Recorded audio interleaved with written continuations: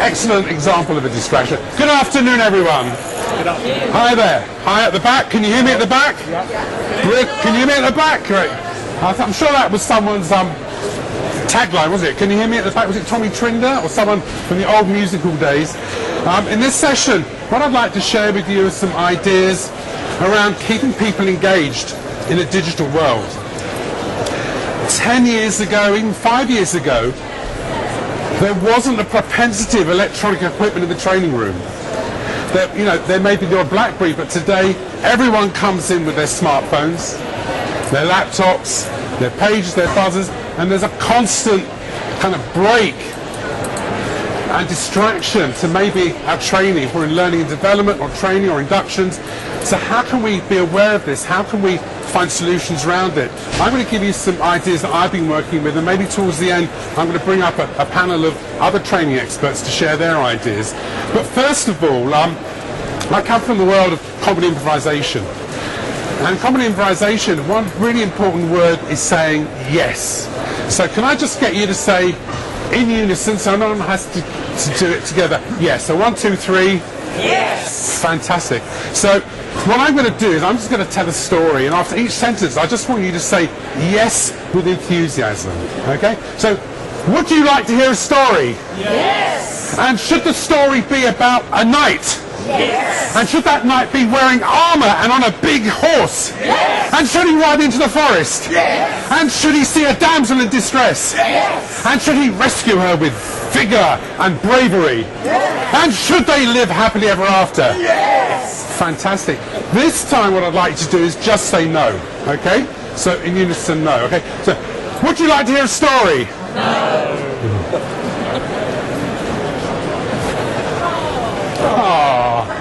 You see the difference between having people engaged, and it's just one word. That's all it was. It was one word, yes. So what we want to try and do is get people engaged really early on. I like to illustrate it like this. I have 3 pieces of ordinary rope, the type of rope you'd find on any bed. So sometimes in the training room we have people that come in and they're just full of enthusiasm. They can't wait to get started. Let's see. Yeah. You can like wave your rattles if you want. Yeah, some of them are here. That's incredible. We have others that maybe they've been told it's mandatory. They've got to come along. And others, really, they feel they're the prisoners. They feel like it's a sentence. What we want to be doing is bringing all these people together, shaking them up a bit, and stretching it so everyone ends up with the same amount of energy and enthusiasm. We're not left. So we have 3 completely distinctive different types. Everyone is exactly the same. Normally it gets a round of applause, but don't worry about it. What we don't want to happen when we leave is that we end up with those people exactly the same. It's very difficult to be heard at the back with a piece of rope in your mouth. I normally kind of perform this or do this at the beginning of a training session, and I tell my delegates that if everyone, and I mean everyone, is here at the end of the day or the end of the morning, I will explain how I did that. So if everyone is here at the end of the 40th minutes, and that means everyone, you can meet me at the back and I'll show you how to do that and point you where to find that. It's a great metaphor for training. So the next thing is really, if you're in the room, be in the room. Have you heard this phrase before? If you're in the room, be in the room. Because very often people come in and they automatically come in with distractions and things that have happened outside. So it's really important to kind of put this across that if you're in the room, be in the room. Or, and I said, if you're on the golf course, be on the golf course. If you're out with your friends, be out with your friends. With electronics at the moment, there's always a constant buzz of distractions. So what I'd like to find out from you guys is just kind of get up into maybe little groups of 4 and just maybe for a few minutes, talk about what are the frustrations you have at the moment in the training room with distractions, with phones going off, with electronics, with laptops, with emails. Do people come back? And then we'll pull that together and we'll have something to work with. So maybe just turn around and meet somebody you haven't met, introduce yourself. Just for...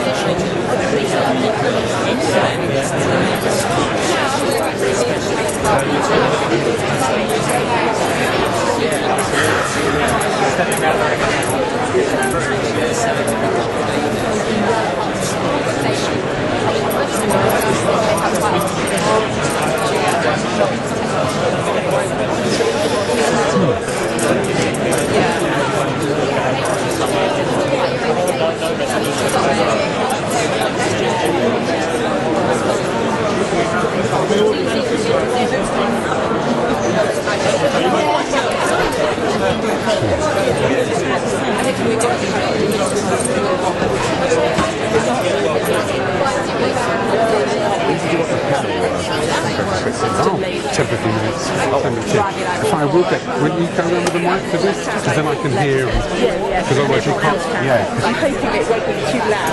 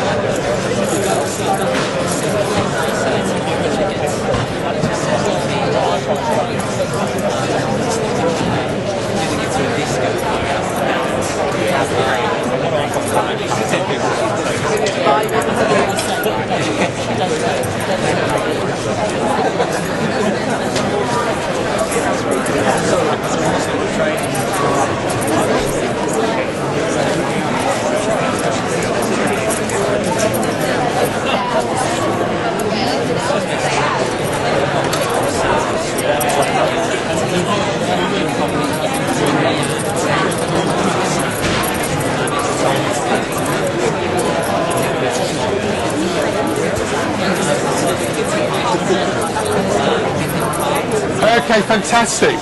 Okay, so it'd be interesting just to hear kind of what the one kind of pertinent topic from each group. Should we start at the back? We'll start at the back and we'll work our way back. We've got a little mic so we can actually hear everyone. So you can hear me at the front and the back. Yep, just 1 point from... We were saying that one of the frustrations we have is when the delegates turn up in the morning, they say, look, I've got to leave half an hour early, that sort of thing. And they go automatically to the back foot.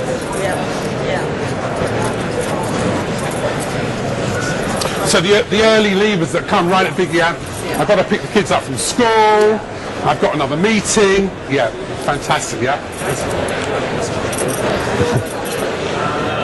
Yeah, just when we have training on site and people are popping back to check emails.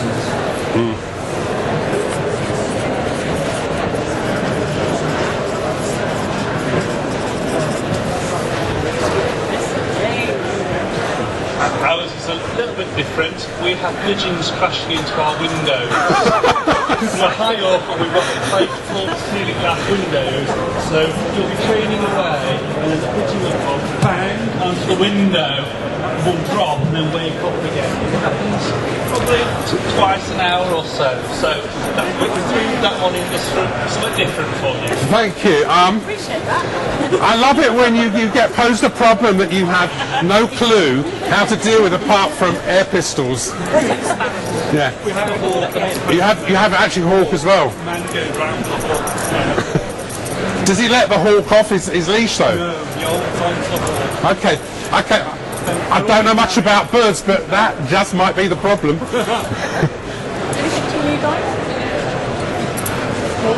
just say boredom.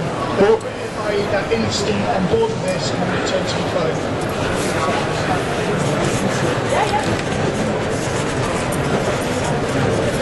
Instant boredom, wow. I guess with some of ours, what the problem is they've got other things to do with their lives, and so they're sitting there and they're not quite bought into being there. So why would you have a? And I say that because I do that myself in meetings and training. I sit there playing with my phone and everything. So how can I expect other people to do it? So it's the what's in it for me. Yeah. Oh, I've already lost someone. Just using mobile phones, waiting for important calls.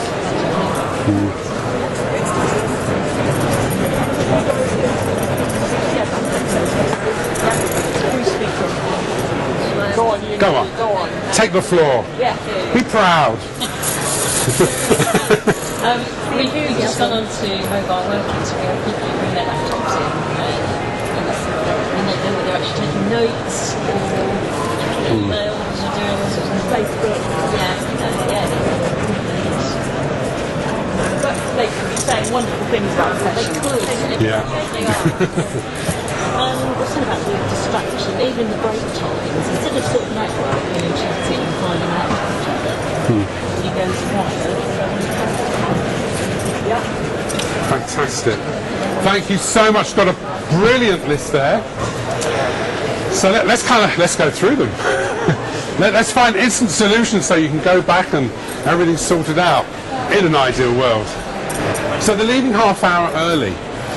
One of the things I usually do at the beginning is kind of ask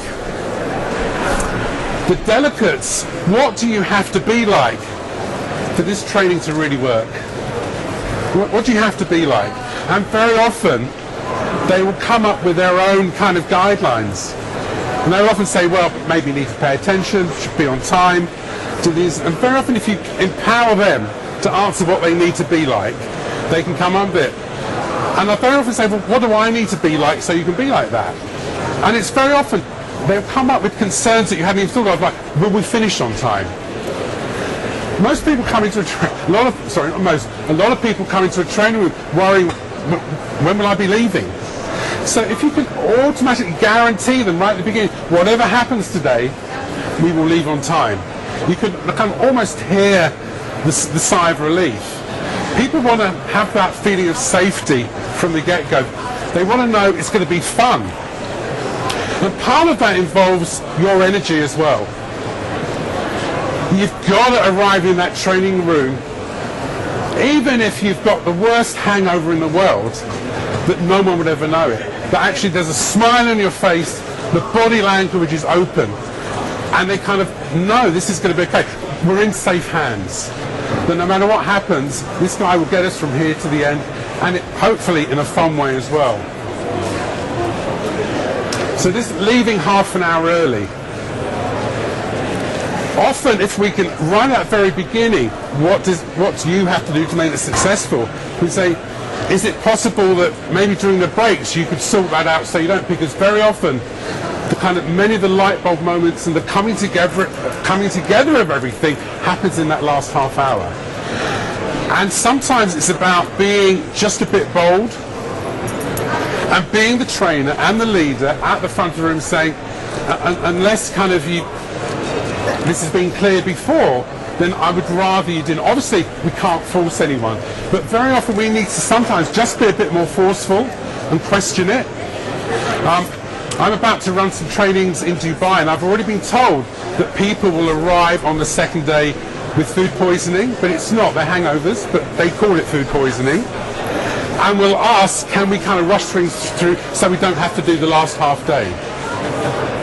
Very often, actually having a word with HR, whoever's instructing you or at the top, to actually make, in the actual welcoming letter that goes out, very often we don't actually send anything out before a training even starts to actually outline some of the guidelines. As people are expected to come. Obviously there's a big investment in people on training.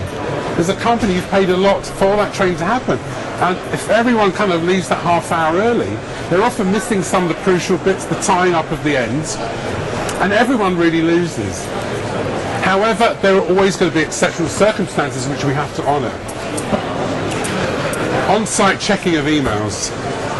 It's funny, I went to the theatre a few months ago, and well, it's about 7 months. Do you remember when Benedict Cumberbatch was doing this Hamlet show, when he told people off in the audience for using their phones? It's funny, not once during his 3-hour performance did he say, oh, hold on a minute, I just need to check because I think there's an important email coming through. He managed his 3 hours without checking in. And what are the reasons do you think people feel they need to check in? Do we kind of have an understanding? Lovely, yeah. We if people want to get in touch with us, we feel important. Well, I'm so busy that I must respond to this email, because if I don't, the Earth will stop revolving around its axis, and gravitational forces will pull us off, and we'll all end up in the stratosphere. So it's one thing I do fairly near the beginning of the training. Has everyone here got a phone? Fantastic. Will you get your phones out for me? Now, bet you thought you'd never be asked this. So if you've got a phone, I'd like you to get your phone out.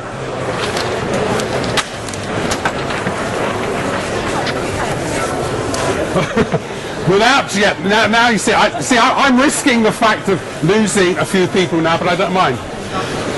So, according to a recent Microsoft survey,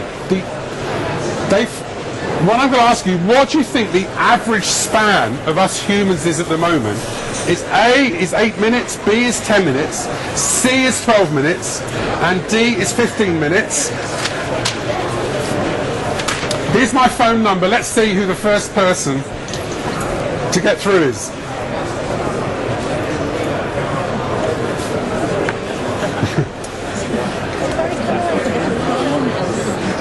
I've actually had to turn my phone back from airplane mode.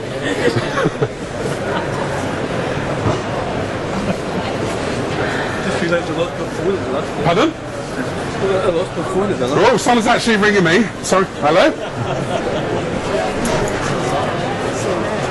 Is this who I'm speaking to? It's I can hardly even speak. So, what was the answer? Pardon?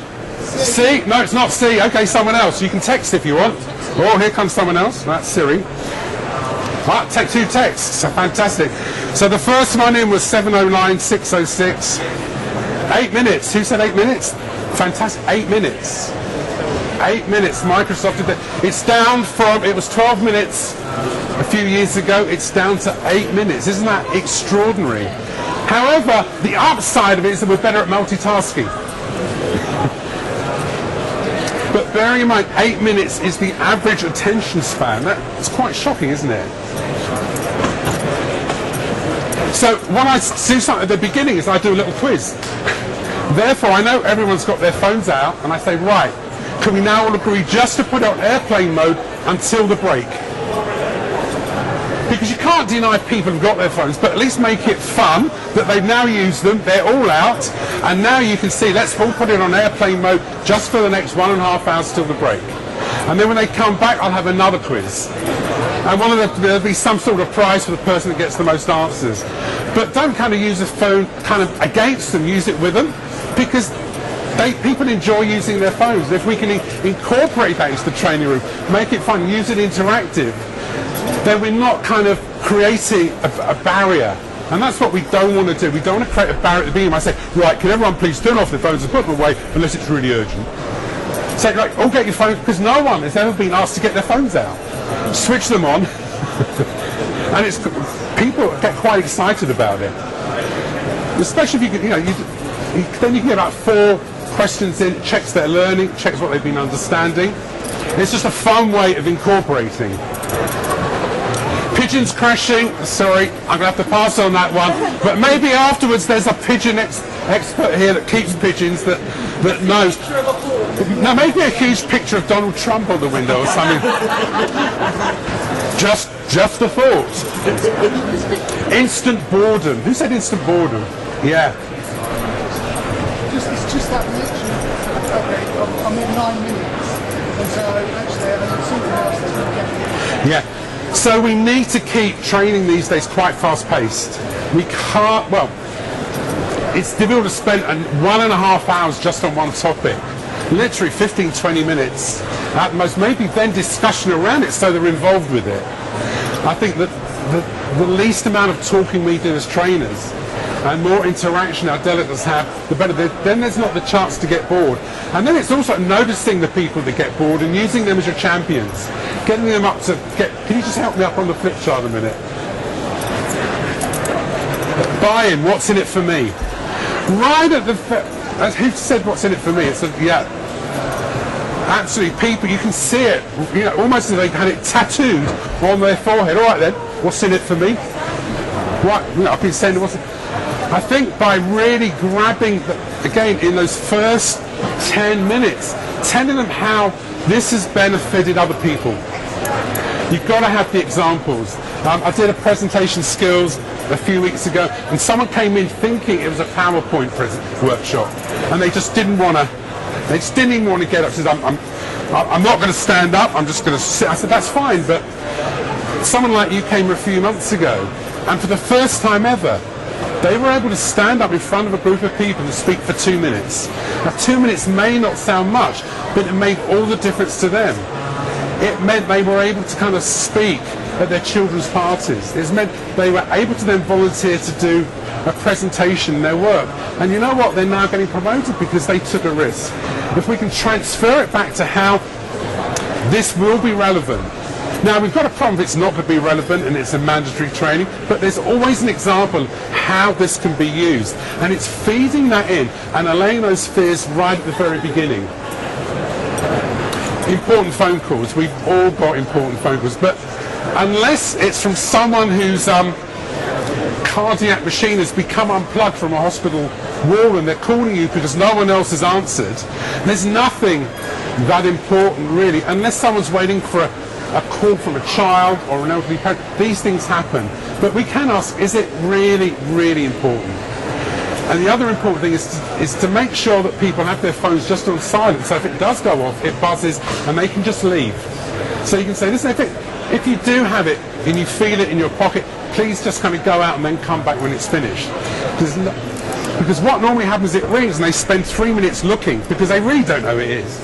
Although it's this important call, it's just that feeling, our friend said at the back, of feeling important. No one here has been called, but I have, because I am so valuable. I'm so valuable and I'm needed, then I must run. And I shall be back whenever I can. Mobile working. I think our friend here at the front mentioned this. We don't really know what people are doing on their laptops. All we can say is, listen, I'm going to trust you. I'm going to trust you that if you're on your laptops, then it's work-related. And can we just have a show of hands that we all agree with that and we're going to abide by that?